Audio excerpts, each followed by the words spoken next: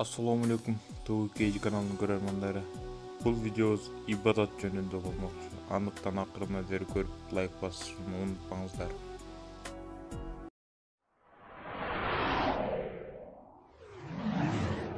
بسم الله الرحمن الرحيم تبارك الذي بيده الملك وهو على كل شيء قدير الذي خلق الموت والحياة ليبلوكم أيكم أحسن عملا.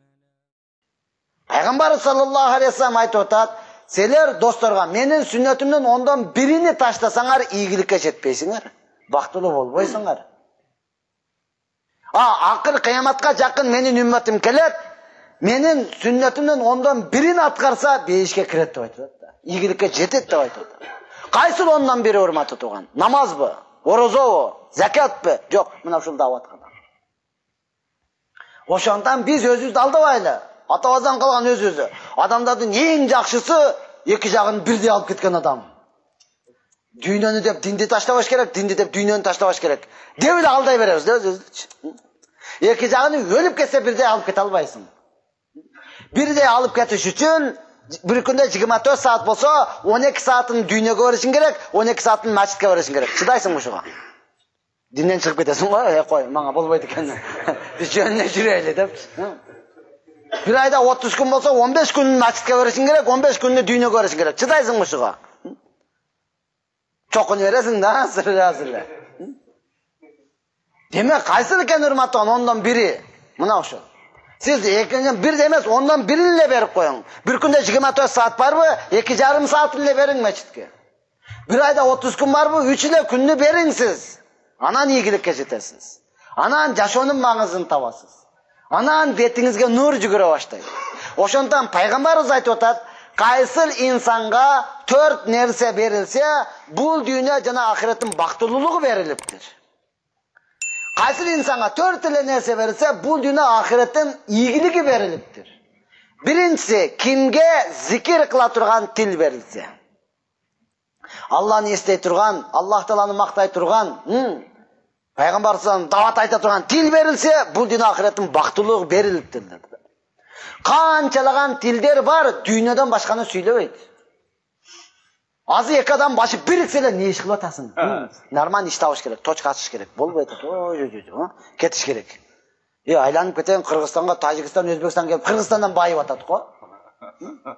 Ошого келип Кыргызстанга келип иштеп байып атат го. Анан бизге эле калганда иш жокпу Кыргызстанда? Ушул жерде эле бутуңа тура албайсың. Сөзсүз бир жака кетиш керек, урматтуу туган. Канчалаган тилдер бар, саясаттан башканы сүйлөбөйт. Түшүнө кызыктырат. Оны анан деп турган, мына тоостун, муну манан тайт, болмойт деп элечи.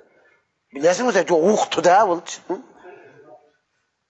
Канчалаган тилдер бар, гыйбаттан башканы сүйлөбөйт. Төлкө жамандай берет да, аны вообще болбойт. Анан келип мен өзүмө деле ишенбейм деп калды да. Гыйбаттан башканы сүйлөбөйт. Медреседе бир окуучум бар, тили кекеч. Таратканага барып келейин деген сөздү айта албай кыйналат да бечара. Жого барып келе бер дейсиң да. Эшикке чыгып келейин деген сөздү дейт. Бирок Куран окуганда шатыр атып ушундай кыраат менен окуйт да. Туруп Куран окуп берсе, ушул мени алдап атабы деп деле ойлогум келип кетти. Kur'an okuda sonun jattap aytып берет да. Сиз бизге манандай тил керек да, урматтуу туган. Жамандайын дегенде кекеш болуп деп калышыңыз керек да. Ошону ушактайын дегенде эле кекеш болуп деп эле калышыңыз керек. Бар жогол чейт. Кур'ан окуганда, Алланын улуктугун айтканда, Алладан мактаганда, дават кылганда ушундай сүйлөп беришиңиз керек да. Саясатты сүйлөгөндөй сүйлөңүз, урматтуу туган. Дүйнөнү сүйлөгөндөй сүйлөңүз. Эң чоң даватчы сизден чыгат го. Пайгамбарыбыз айтат, кимге ушундай тил берилсе, бул дүйнө ахиреттин жакшылыгы берилиптир дейт. Дуа кылып сураса, эмнен сура? Мананы сура. Алла, мага манандай тил бер деп сура, урматтуу туган. Экинчи, пайгамбарыбыз саллаллаху алейхи ва саллям айтат, кайсыл бир адамга ибадатка сабыр кыла турган дене берилсе, бул дүйнө ахиреттин жакшылыгы берилиптир дейт. Бул дүйнө ахиреттин бактылуулугу берилиптир. Канчалаган дене бар ибадатка чыдабайт. Жаны чыгып кетет го. Башын эшикке келгенде туруп алат го. Жок башка күнү ниет бар. Канчалаган дене бар, дүйнөнүн бардык кыйынчылыгын көтөрөт да.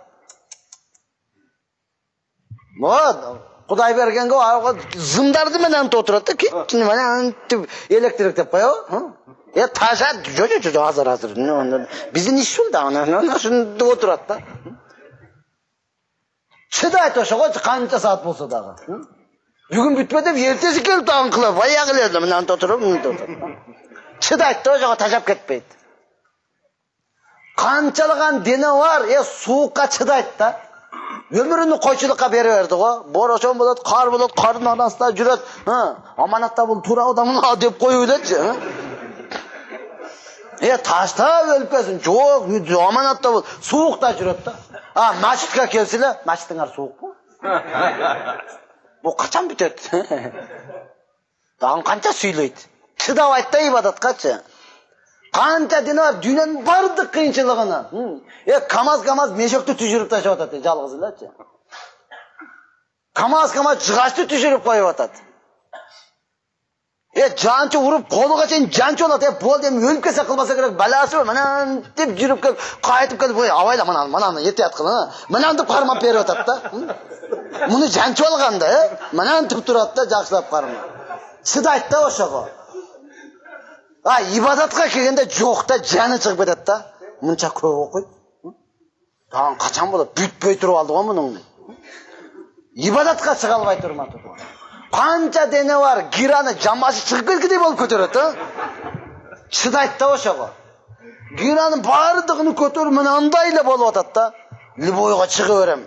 Айланып кетен, кимге чыгасың? Чык, жайнамаздын үстүгө чык. Ринкка чыган, бойго чыган эркек болуш керек. Эркек болсоң чык, жайнамаздын үстүгө чык. Канча саат тура аласың жайнамаздын үстүндө? Жаның чыгып алат го, Пайгамбарыбыз чыныгы эркек эле. Намазга тургандан буттары шишип кетет эле. Намазга тургандан таң атып кетет эле. Ана эркек. Чыкчы жайнамаз, салынып турганга чыга албайсың, анан эркек болуш керек депчи. Пайгамбар ошону айтат, кимге ибадатка сабыр кыла турган дене берилсе, бул дүйнө ахиреттин бактылуулугу берилиптир. Эркек болуш керек. Маңкул ишендим, эркек экенсиң. Кечинде жатканда эмнени жаап жатып атасың? Жүр кан төшөгө. Багымдат болду, азан айтты дегенде ошону бүктөп ыргытып берчи ошону. Эшиктин алдынан жеңем көтөрүп келсин. Биздин эркек ойгонду, арыстан ойгонду десин, Багымдат болду, таң атты десе бүрүшүп катымдан 5 метр болуп жатасың го, астыда.